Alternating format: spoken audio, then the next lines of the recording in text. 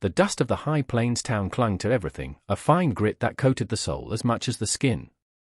It settled on the raw timber of the saloon, on the wilting brim of Ilara's hat, and on the spirit of every soul trapped there by circumstance or choice. For Ilara, it was never a choice. Today, the dust tasted of finality, of a shame so profound it felt like a physical weight on her shoulders, heavier even than the judgmental eyes of the townspeople.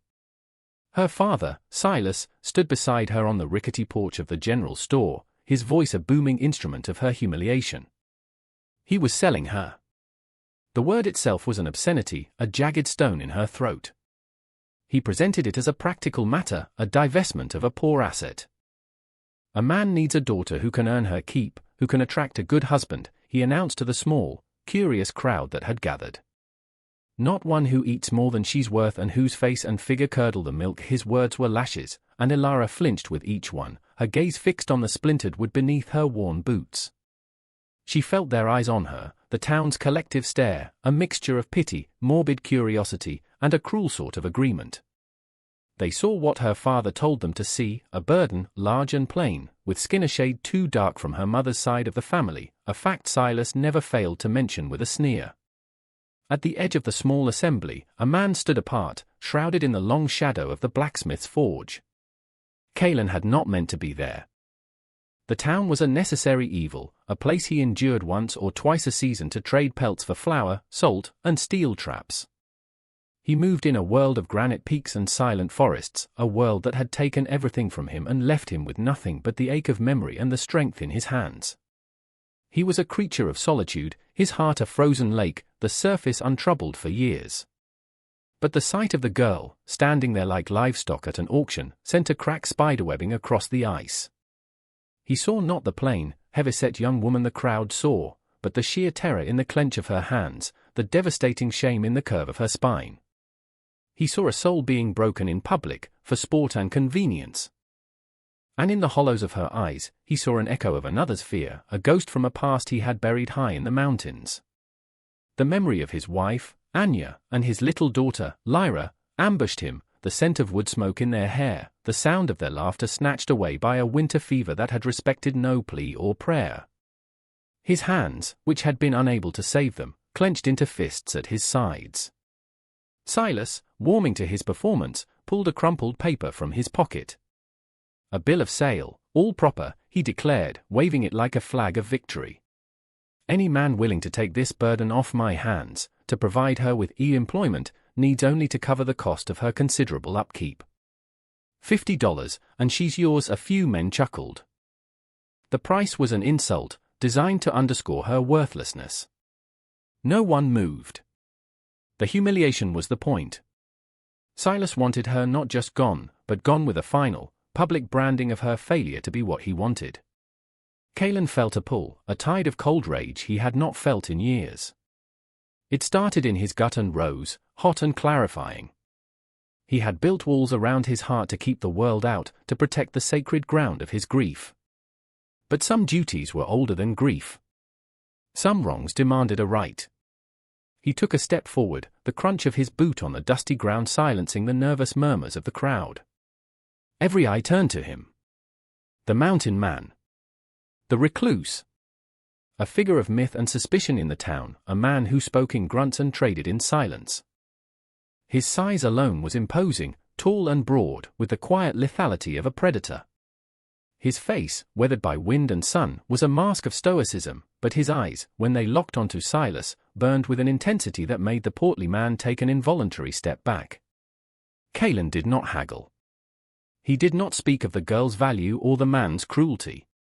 He reached into the leather pouch at his belt and pulled out not coins, but 3 heavy gold nuggets, raw and gleaming.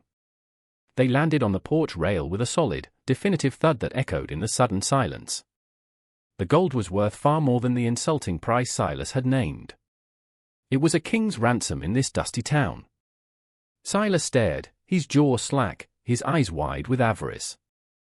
The performance, the humiliation, it all vanished, replaced by pure, unadulterated greed. He snatched the nuggets, his pudgy fingers closing around them possessively.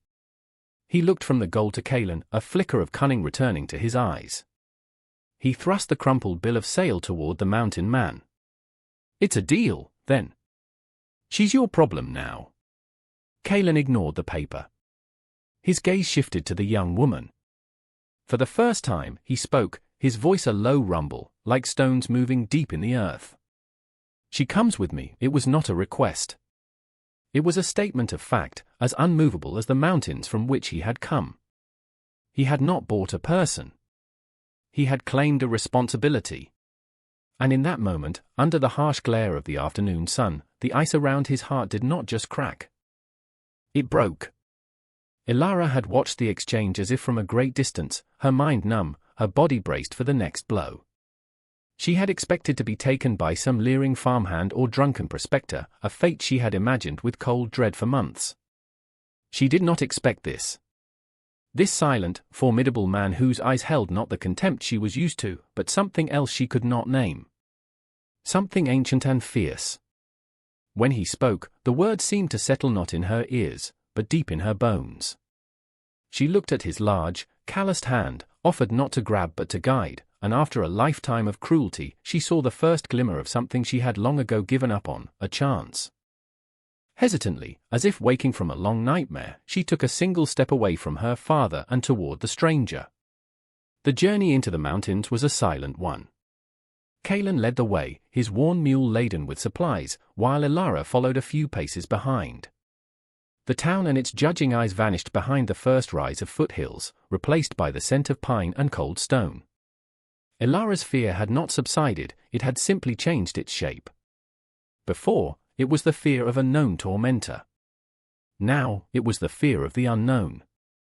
Who was this man who had paid a fortune for her only to treat her as if she were made of glass? What did he want? Her mind, conditioned by years of abuse, could only conjure terrible answers. She studied his back as they walked. It was broad and unreadable, a wall of buckskin and muscle. He moved with an economy of motion, his steps sure and silent on the winding, barely there trail. He never looked back to check on her, yet she felt his awareness of her in the steady, unhurried pace he set, a pace she could manage without struggling. The air grew colder as they climbed, the sun a distant jewel in a cobalt sky. The silence was immense, broken only by the wind whispering through the high branches of ancient trees and the scuff of their boots on the rocky path. It was a different kind of silence than the one in her father's house, which had always been heavy with unspoken threats. This silence was clean. It was vast. As dusk began to purple the canyons below, they arrived. Kalen's home was not a cave or a crude lean-to, as she might have imagined. It was a small, sturdy cabin built of thick, hand-hewn logs, nestled in a small meadow and sheltered by a granite cliff face. A curl of smoke was already rising from its stone chimney, a detail she found strangely perplexing.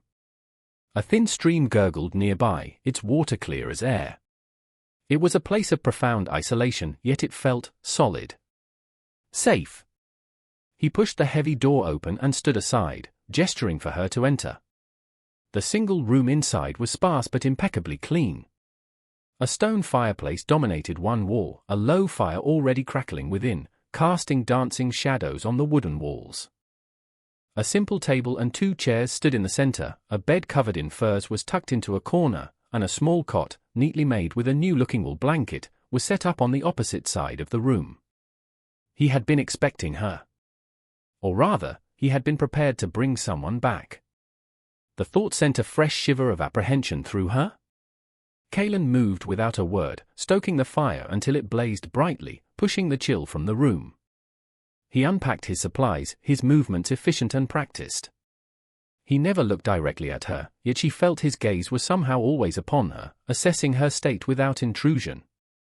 He filled a pot with water from a bucket by the door, added vegetables and dried meat, and hung it over the fire.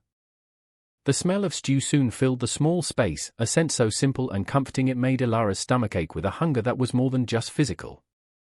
He ladled the stew into 2 wooden bowls, placing one on the table for himself and the other on a small crate beside the cot he had prepared for her. He sat and ate, his back partially to her. It was a deliberate act of granting privacy, of not forcing her to share the table with him. He was giving her space, a commodity she had never known. For years, every meal had been a trial, eaten under her father's disapproving glare, every bite counted and criticized. Here, in the quiet warmth of the firelight, a bowl of hot stew was left for her without condition or comment. Ilara watched him for a long time. This man was a puzzle. His actions contradicted everything she knew about men, about power. He had bought her, yet he did not act like an owner. He had saved her, yet he did not act like a hero. He simply was. A quiet, formidable presence. Tentatively, she crept to the crate and picked up the bowl. The warmth seeped into her cold hands. She retreated to the cot and ate, the simple, hearty food a balm to her frayed nerves. It was the first meal she had ever eaten that did not taste of fear. When she was done, she placed the empty bowl back on the crate. Later, when she was huddled under the thick wool blanket, pretending to be asleep, she saw him take the bowl, wash it, and put it away. Days bled into one another in the mountain's quiet rhythm. Kalen established a routine that included her without demanding it. He would leave for hours at a time, checking his trap lines or hunting, and when he returned, he would simply resume his life, chopping wood, mending his tools. He never told her what to do, but Ilara began to find her own place in the small cabin. She started by sweeping the floor, an act of nervous energy that became a daily ritual. She took over the mending of their clothes, her needlework neat and precise, a skill her father had deemed useless. She learned to bank the fire so it would not go out while he was away. In these quiet moments of domesticity, she began to notice the small details of his life. On the rough-hewn mantelpiece above the fireplace, there sat two small wooden figures. One was a woman with a kind face and long hair. The other was a small child, a girl, holding the woman's hand. They were carved with a loving, meticulous detail that spoke of countless hours of devotion. Kalen never touched them, never looked at them, but they were the absolute center of the room, the silent heart of his solitude. Ilara understood. She did not know the story, but she understood the shape of the loss. It was a grief so large it had carved out the man's soul and left this quiet, watchful protector in its place. A week into her stay, a storm rolled in, a brutal, high-country blizzard that descended without warning. The wind howled like a hungry wolf, rattling the cabin's single window and piling snow against the door. Ilara, who had known only the flatland rains, was terrified. The ferocity of the storm felt personal, malevolent. She sat on her cot, wrapping the blanket tightly around herself, her hands trembling. Kalen seemed completely unperturbed. He methodically checked the seals around the door and window, adding another log to the fire until it roared with defiance against the storm. He saw her fear, the way she flinched at every great gust of wind. Instead of ignoring it, he pulled one of the chairs from the table and set it near the hearth, but not too close to her. He sat, taking a piece of wood and his whittling knife from his pocket. He began to carve, the soft scrape of the blade a steady, rhythmic counterpoint to the storm's fury. Hours passed. He did not speak, but he did not leave. He simply remained, a steadfast presence against the chaos outside. As the storm reached its peak, a sound like a giant's fist struck the roof, and Ilara let out a small, sharp gasp. Kalen's hand stilled. He looked not at her, but toward the fire. "The mountain makes noise," he said, his voice quiet but clear over the wind. "It means no harm." The simple words landed like a warm cloak on her shoulders. He was not dismissing her fear, he was contextualizing it. He was telling her she was safe. In that moment, something inside her settled. The trembling in her hands eased. She looked at this silent, grieving man, who had asked for nothing from her but had given her sanctuary, protection, and now, a small, profound piece of comfort. She was still afraid of the storm, but for the first time in her life, she was not afraid of the man in the room with her. The trust, fragile as a snowflake, had begun to form, solid and real in the heart of the blizzard. The gold Kalen had thrown down had burned a hole in Silas's pocket with astonishing speed. It was spent on whiskey, on bad card games, and on the fawning attention of men who called him a friend as long as his pouch was heavy.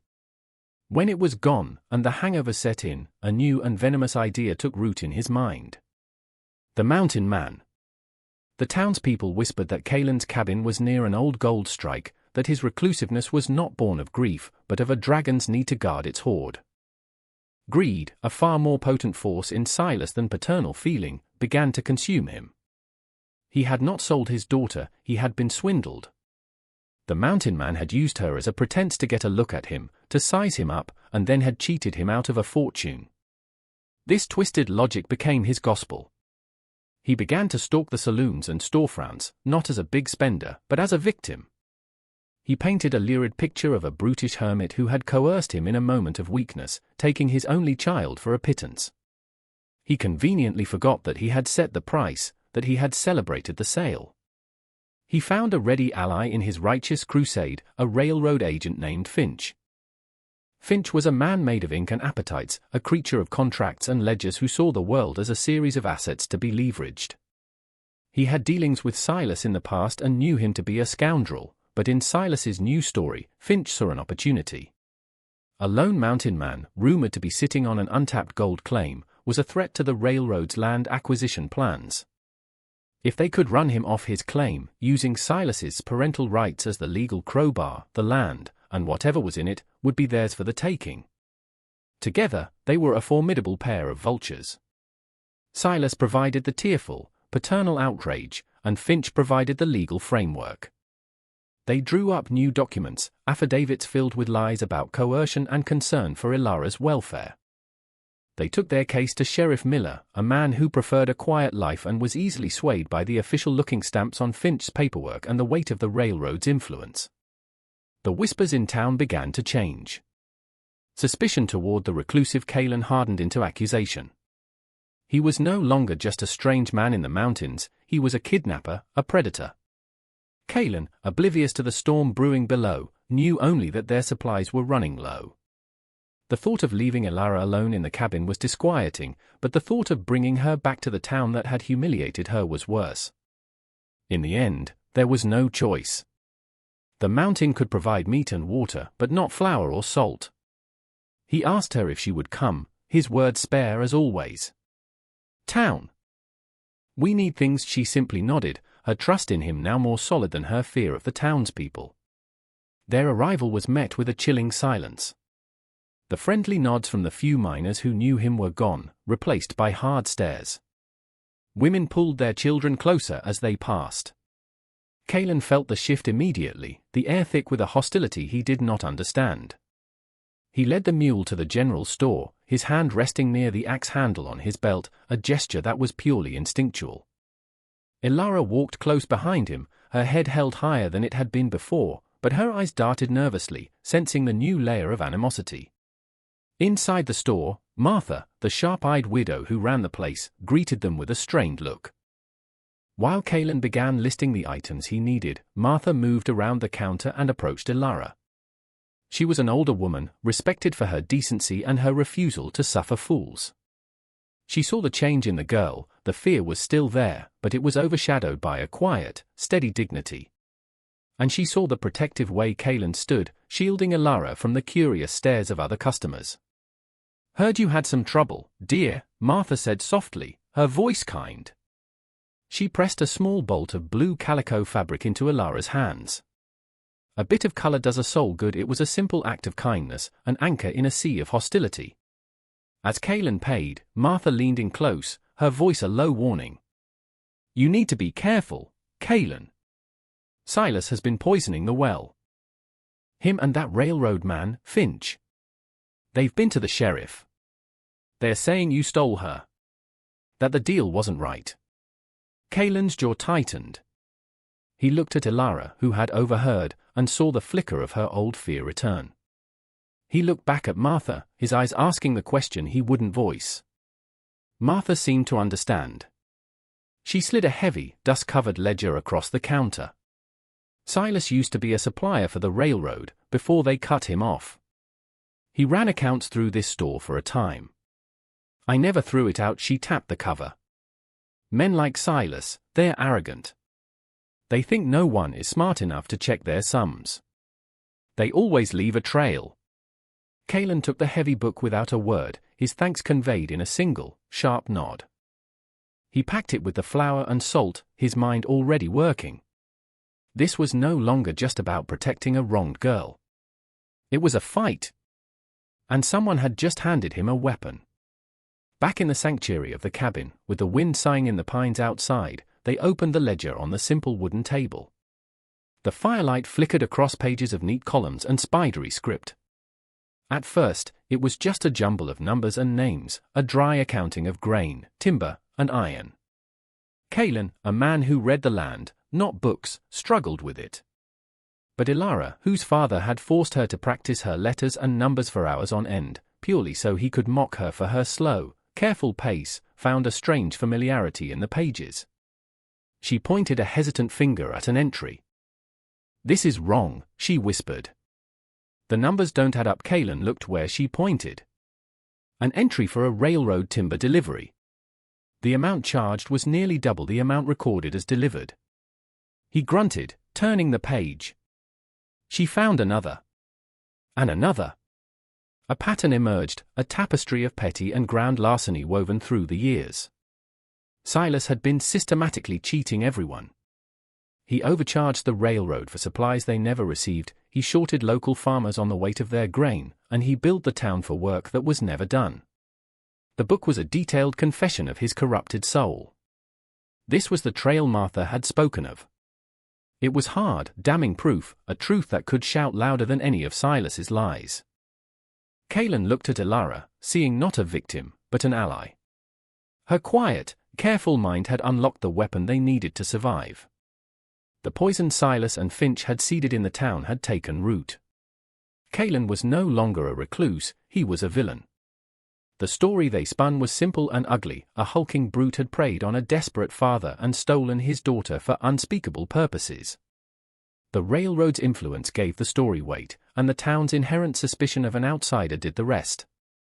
Kalen knew, with the certainty of a man who understands predators, that hiding in the mountains would not save them.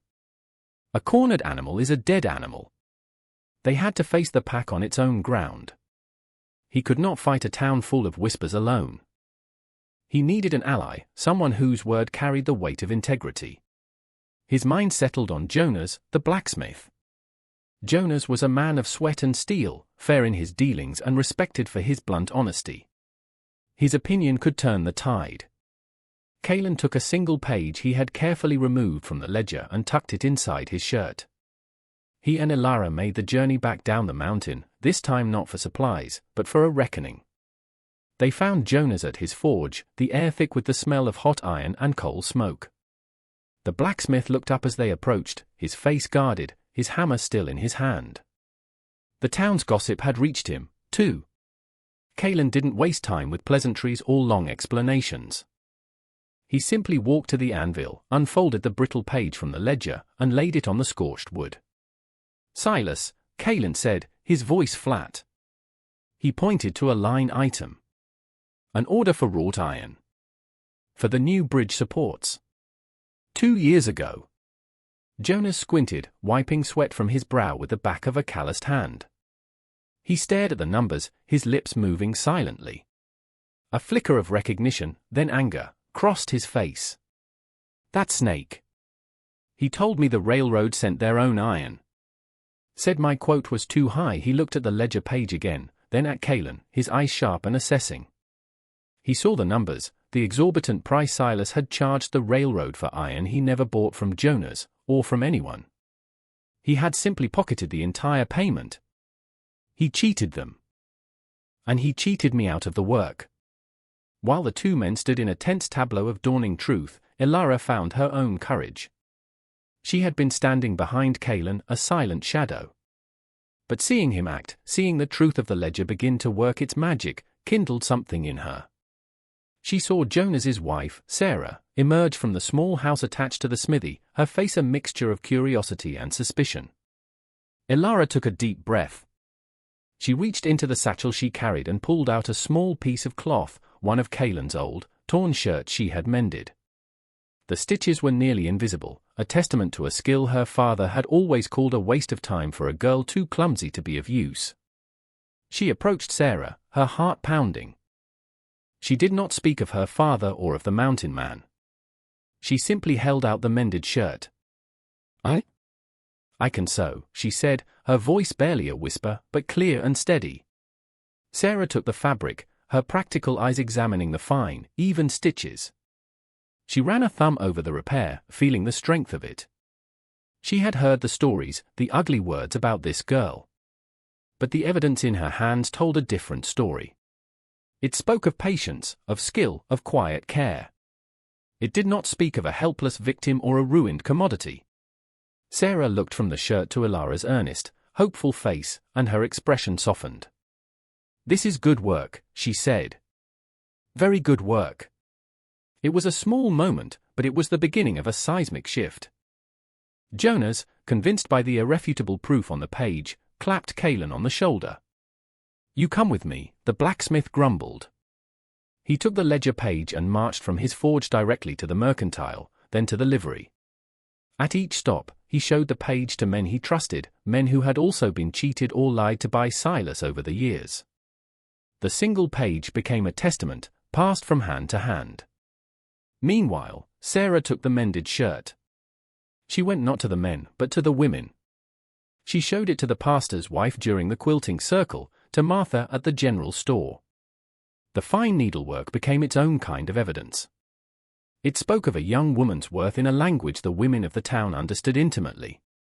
It dismantled the caricature Silas had created, replacing it with the image of a person with skills and dignity. The whispers in the town began to change direction. The acts of hostility were replaced by small, tentative gestures of support. As Kaelan and Ilara prepared to leave, the baker's wife pressed a warm loaf of bread into Ilara's hands, muttering, for the journey a farmer, who had previously spat on the ground as they passed, now gave Kaelan a curt, respectful nod. They were winning. Not with threats or violence, but with the simple, undeniable weight of the truth. That night, back in the cabin, a new kind of peace settled between them. The external threat, though not gone, felt less immediate. The support of the town was a shield they had not expected. Ilara, feeling a sense of purpose she had never known, took out Kaelan's work shirt again, noticing another frayed seam on the cuff. She threaded her needle in the warm firelight and began to sew. Kaelan sat in his chair, watching her. He didn't whittle. He just watched the way the firelight caught in her dark hair, the focused intensity on her face, the deft movements of her hands. He had rescued her out of a sense of primal duty, an echo of a protective instinct he thought had died with his family. But now, watching her, he felt something else stirring. It was not the ghost of his love for Anya, but a new, quiet warmth. He saw her not as a responsibility he had claimed, but as a partner who had stood beside him, who had fought with her own quiet courage. His cabin, for years a mausoleum of memory, was beginning to feel like a home again. He looked at the empty space on the mantelpiece, next to the figures of his wife and daughter, and for the first time, he imagined a future, not just a past. The growing murmur of support for Kaelan and Ilara forced Sheriff Miller's hand. Pressured on one side by the increasingly nervous Finch and the railroad, and on the other by respected townspeople like Jonas and Martha, he did the only thing a man caught in the middle could do: he called a public meeting. It was to be held in the town hall, a drafty building that served as a church on Sundays and a courtroom whenever necessary. The matter was to be resolved, a word that hung in the air with ambiguity and threat. The hall was packed. The entire town, it seemed, had turned out. The air was thick with tension, a palpable thing you could taste along with the dust motes dancing in the slanted afternoon light. On one side of the room stood Silas and Finch, a portrait of smug authority. Finch had his briefcase full of affidavits and legal papers, and Silas had his expression of practiced, paternal grief. On the other side stood Kaelan and Ilara. Kaelan was a granite pillar of silence, his arms crossed over his chest, his face an unreadable mask. Ilara stood beside him, her hands clasped tightly in front of her, but her spine was straight. She met the curious stares of the crowd not with shame, but with a quiet solemnity. Sheriff Miller, looking deeply uncomfortable, called the meeting to order. He gave the floor to Finch first, who launched into a slick, legalistic argument. He spoke of parental rights, of contracts entered under duress, of the sacred duty to protect a vulnerable young woman from a dangerous recluse. He painted Kalen as a predator who had exploited a father's financial desperation. He waved his papers, citing clauses and statutes that no one in the room understood, but which sounded impressive and final. Silas, on cue, dabbed at his eyes with a handkerchief, mumbling about his fears for his little girl. The performance was convincing. A wave of uncertainty rippled through the crowd. The law, after all, was the law. Jonas the blacksmith shifted his weight, his face dark with frustration. Martha watched from the back, her lips a thin, worried line. When Finch finished, a satisfied smirk on his face, Sheriff Miller turned to Kalen. "Well," the sheriff asked, his voice weary. "What do you have to say for yourself, man?" Kalen did not move. He did not look at the sheriff or at Finch. His gaze was fixed on the townspeople, on the faces of the men and women whose trust he had tried to earn. He slowly uncrossed his arms. The silence in the room stretched, becoming heavy and expectant. Everyone leaned forward, waiting for the mountain man's defense, for his rebuttal, for his rage. He offered none of it. Instead, he turned his head slightly, his gaze softening as it fell upon Ilara. He had fought for her, he had sheltered her, he had brought the evidence to light. But he knew, with a certainty that settled deep in his bones, that the final, most powerful weapon was not his to wield. It was hers. Her truth. Her voice. "Tell them," he said. The two words fell into the silence, simple, profound, and utterly unexpected. It was not a command. It was a transference of power. All eyes swung to Ilara. She flinched, a lifetime of being silent rising up in a wave of panic. She looked at her father's sneering face, at Finch's cold condescension, at the 100 curious eyes of the crowd. Then she looked at Kalen. He met her gaze, and in his eyes, she saw no expectation, only unwavering belief. He was not telling her what to say. He was simply giving her the space to speak. She took a deep, shuddering breath. Her voice, when it came, was a whisper, so quiet that people in the front row had to lean in to hear. "My father," she began, her voice trembling. "He did not sell me because he was desperate. He sold me because he was ashamed." The whisper grew stronger, fueled by years of suppressed pain. "He was ashamed of me my whole life. Because I was not small. Because I was not fair-skinned like him. Because I cost him money to feed." She looked directly at Silas, and for the first time, he could not meet her gaze. "He never worried for my safety. He worried I was a stain on his name. The price he asked was not for my upkeep. It was the price of his own pride." Her voice rang with a clarity and power that no one, least of all her, knew she possessed.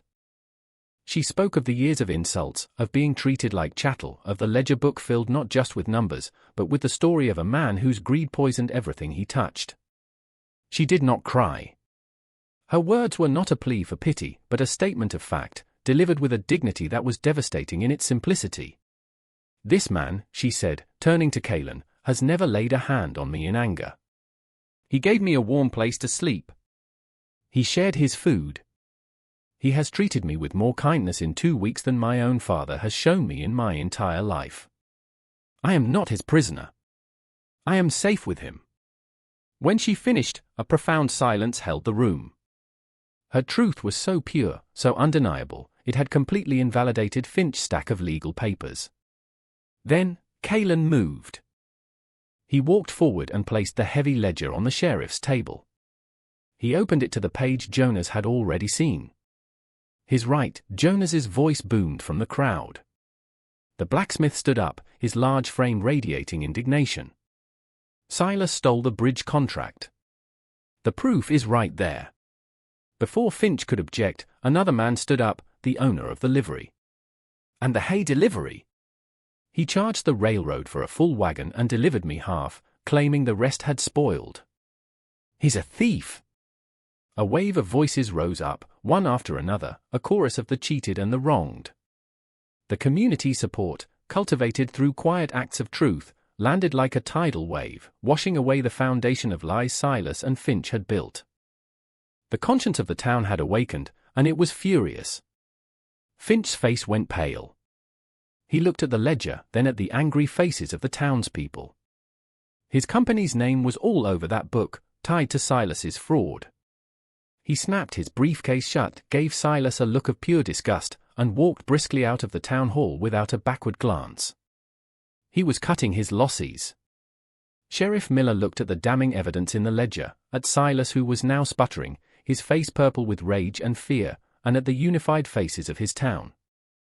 The decision was no longer difficult. It had been made for him. He picked up the ledger, his expression grim. "Silas," he said, his voice carrying the finality of the law. "You're under arrest for fraud." The public wrong had been answered by public justice, and the truth, spoken in a quiet girl's voice, had proven louder than any lie. The chaos of the town hall faded behind them as they walked away, leaving Silas in the custody of the sheriff and the townsfolk to their righteous anger. The setting sun cast long shadows across the dusty street, and in the quiet aftermath of the confrontation, a new, unspoken question hung between Kalen and Elara. What now? He had acted on instinct, on a duty to right a wrong. He had not thought beyond that moment.